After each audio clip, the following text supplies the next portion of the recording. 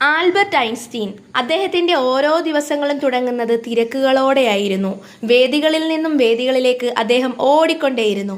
ഒരു വേദിയിൽ നിന്നും മറ്റൊരു വേദിയിലേക്ക് മൈലുകൾ താണ്ടണമായിരുന്നു. ഈ വിശ്രമമില്ലാത്ത യാത്രകൾ പലപ്പോഴും അദ്ദേഹത്തിനെ തളർത്തി. അതേസമയം അദ്ദേഹത്തിൻ്റെ ഡ്രൈവർ അദ്ദേഹത്തിൻ്റെ നല്ലൊരു ഫാനായിരുന്നു. സമർപ്പിതനായിരുന്നു അദ്ദേഹം. വേഷത്തിലും ഭാവത്തിലും രൂപത്തിലുമെല്ലാം അദ്ദേഹം ഐൻസ്റ്റീനെ അനുകരിച്ചു കൊണ്ടിരുന്നു. ഒരിക്കൽ ഇരുവരും പരിപാടിക്കായി രാവിലെ തന്നെ പുറപ്പെട്ടു. ദീർഘയാത്ര കാരണം ഐൻസ്റ്റീൻ നന്നായി ക്ഷീണിച്ചിരുന്നു. അടുത്ത വേദിയിൽ സംസാരിക്കാൻ കഴിയാത്ത വിധം ഐൻസ്റ്റീൻ ആകെ തളർന്നുപോയി. ഒരക്ഷരം പോലും ഉരുവിടാനാവാത്ത വിധം ക്ഷീണിച്ചുപോയി. പരിപാടിയാണെങ്കിൽ ക്യാൻസൽ ചെയ്യാൻ പറ്റാത്ത അവസ്ഥയും. ധാരാളം സയന്റിസ്റ്റുകളും പണ്ഡിതരും സ്കോളേഴ്സും അദ്ദേഹത്തിന്റെ പ്രസംഗം കേൾക്കാനായി ആ യൂണിവേഴ്സിറ്റിയിലെത്തിയിരുന്നു. തന്റെ നിസ്സഹായാവസ്ഥ ഐൻസ്റ്റീൻ തന്റെ ഡ്രൈവറോട് പങ്കുവച്ചു.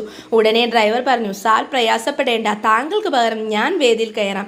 എത്ര വർഷങ്ങളായി അങ്ങയോടൊപ്പം യാത്ര ചെയ്യുന്നു, അങ്ങയുടെ സംസാരം കേൾക്കുന്നു, അങ്ങയോട് പല വിഷയങ്ങളും ഞാൻ ചർച്ച ചെയ്യാറില്ലേ, അങ്ങയിൽ നിന്നും ധാരാളം അറിവുകൾ ചോദിച്ചു പഠിച്ചതല്ലേ, എനിക്കൊരു അവസരം തരൂ. ഐൻസ്റ്റീന് തൻ്റെ ഡ്രൈവറെ നല്ല വിശ്വാസമായിരുന്നു. കാരണം തൻ്റെ എല്ലാ പ്രസംഗങ്ങളും കേൾക്കുകയും അതിനെ സംബന്ധിച്ച് തന്നോട് സംശയങ്ങൾ ചോദിക്കുകയും ഒരുപാട് ചർച്ചകൾ നടത്തുകയും ചെയ്ത ആളാണ്. ഐൻസ്റ്റീൻ തൻ്റെ കോട്ടയച്ച് ഡ്രൈവർക്ക് കൊടുത്തു. പ്രഭാഷണം നടത്തേണ്ട യൂണിവേഴ്സിറ്റി എത്താറായപ്പോൾ ഡ്രൈവർ സീറ്റിലേക്ക് ഐൻസ്റ്റീൻ മാറിയിരുന്നു.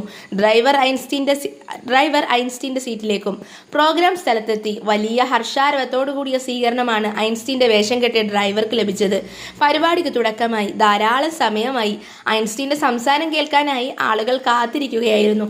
അദ്ദേഹം പ്രസംഗ പീഠത്തിലെത്തി. ഒരു കൂസലമില്ലാതെ സദസ്സിനെ വണങ്ങി. മൈക്കിനരികിൽ നിന്ന് തകർപ്പൻ സംസാരം. ഐൻസ്റ്റീനിൽ നിന്ന് ചോദിച്ചറിഞ്ഞ അറിവിൻ്റെ വലിയ ലോകം സദസ്സിന് മുന്നിൽ തുറന്നു വെച്ചു.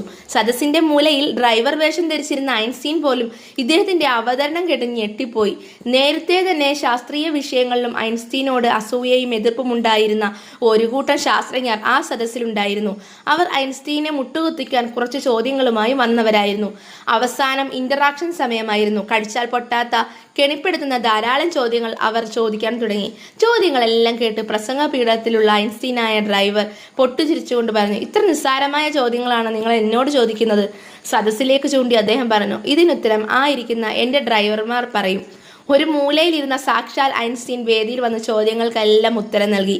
ഗുണപാഠം: ബുദ്ധിയും മാനസിക കരുത്തുമുണ്ടെങ്കിൽ ഏത് വെല്ലുവിളിയും നേരിടാം.